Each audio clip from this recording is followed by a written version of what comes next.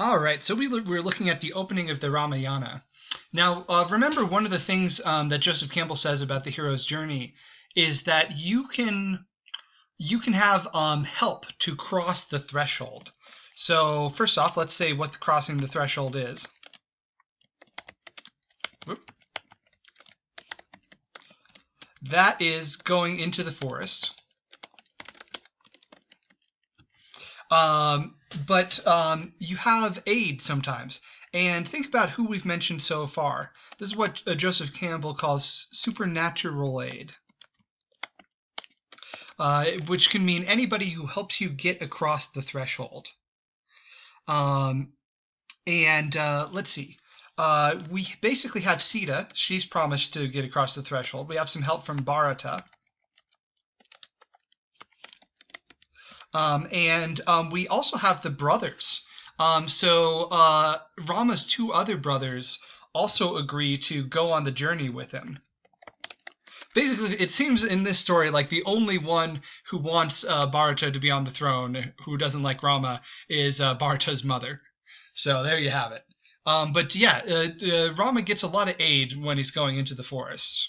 Okay, but now at this point in the story, we have to introduce the villain, Ravana.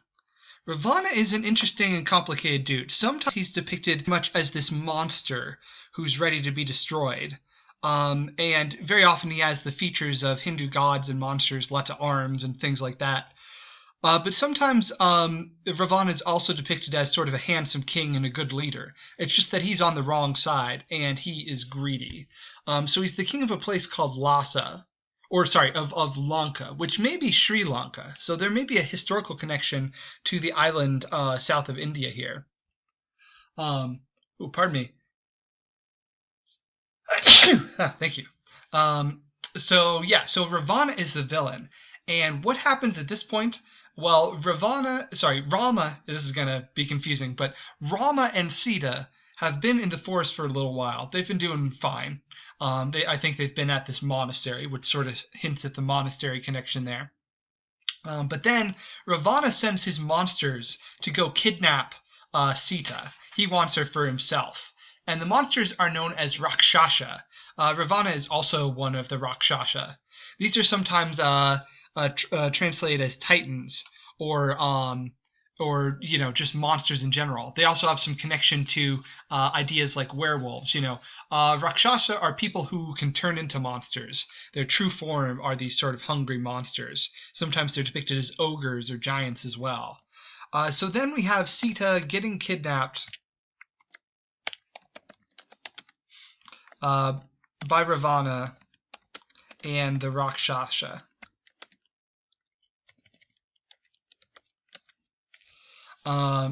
So we could say that the call to adventure was Rama's exile, but I could also see an argument for Sita getting kidnapped as being another call to adventure. But what I think it is more a part of the road of trials. This is a big sort of trial that is going to be kind of the crux of the rest of the story. Is Rama is going to have to go get Sita back. If it was Prop would definitely say that this is the problem that Rama needs to solve. But I think Joseph Campbell would say he started on the adventure when he went into the forest instead. Okay, so now Rama's got a problem, and that is his wife has been kidnapped. And so this is basically going to be the rest of the story. He's going to keep looking in other castles for her, like Mario, or something like that. No, but he's going to have a whole lot of encounters and adventures as he travels across the land, trying to get to where Ravana is and rescue Sita. And that's going to be his road of trials. And of course, he's going to have the brothers as his helpers along the way. But on top of that, he's also going to meet someone in his journey. Okay, so when does this happen? Yes, okay. This happens in book 4, so a little ways from the kidnapping. And Rama meets a group of people who are called the Vanara. Is that right? I want to make sure I'm seeing that correct. Let's see.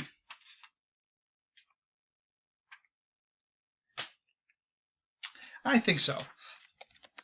And the Vanara are very interesting because they are smart talking monkeys. They are monkey people. And particularly, Rama makes friends with the king of the monkey people, and he also makes friends with one of the loyal lieutenants of the king, who's a guy called Hanuman. So Hanuman is going to be the next tab over here. Hanuman.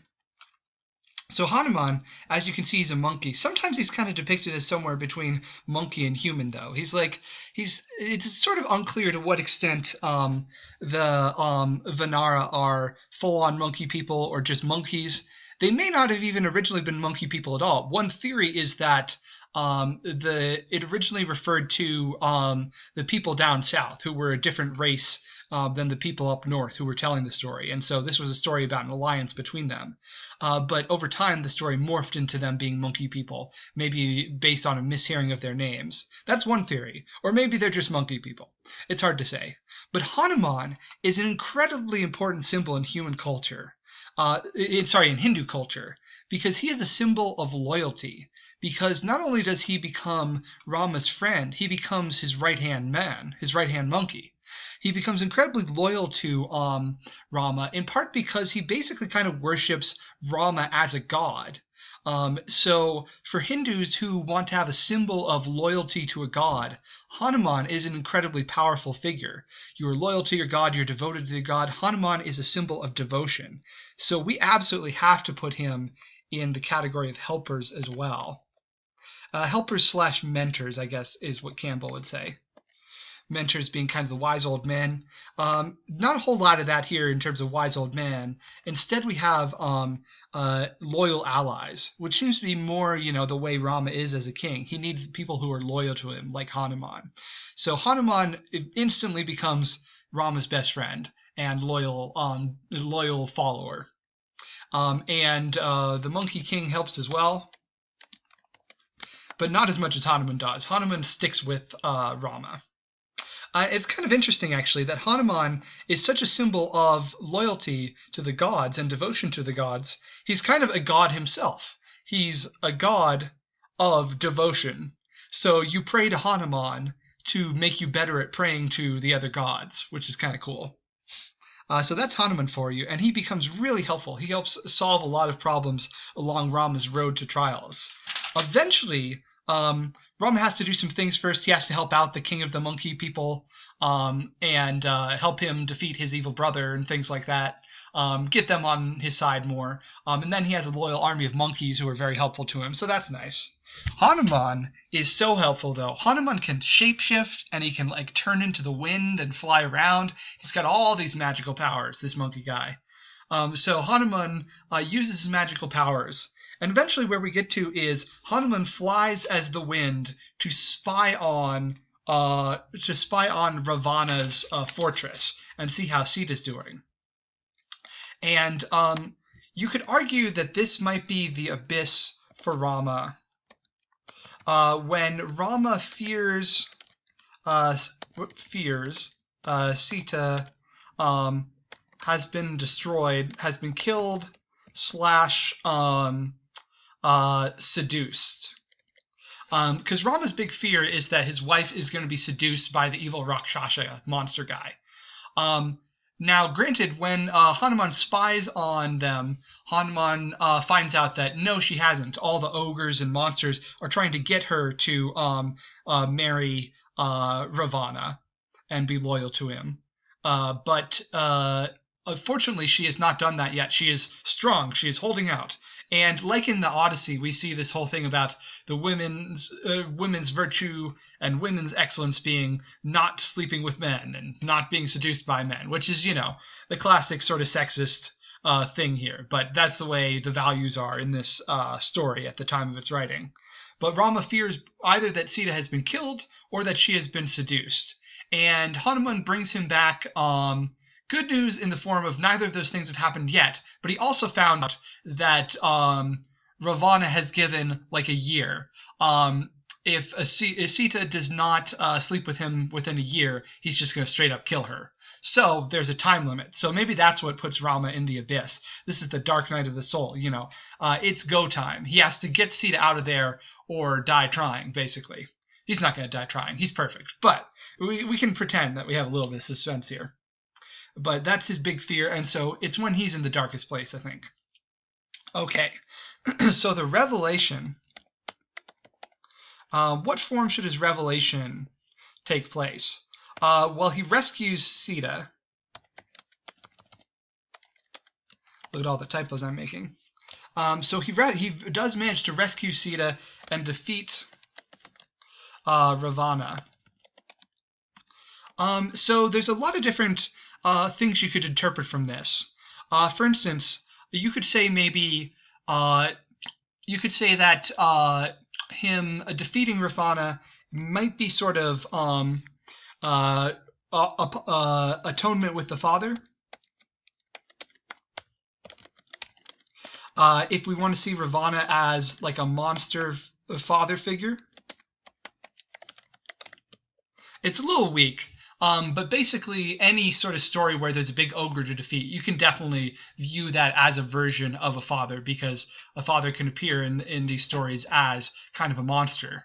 And I kind of like the interpretation that maybe Rama is holding on to some negativity from his father exiling him, but so that he would see him as a monster. But I don't know. That's not really strong. Throughout, he is loyal to his king father, so maybe it's not that. But you could argue that maybe this defeat of a monster fits into that category. But I think maybe the stronger one is the goddess. And who's going to be the goddess in our story? Why, of course, it's Sita.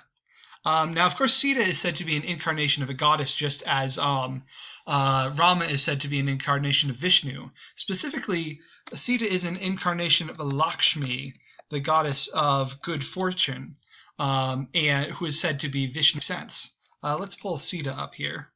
Let's get some images of Sita here, if the internet will cooperate. Everything's slow. Slow time. Oh, okay. I had a tab, but I accidentally closed. Okay. Let's see. Okay, we're getting some technical difficulties here. That's just a second here.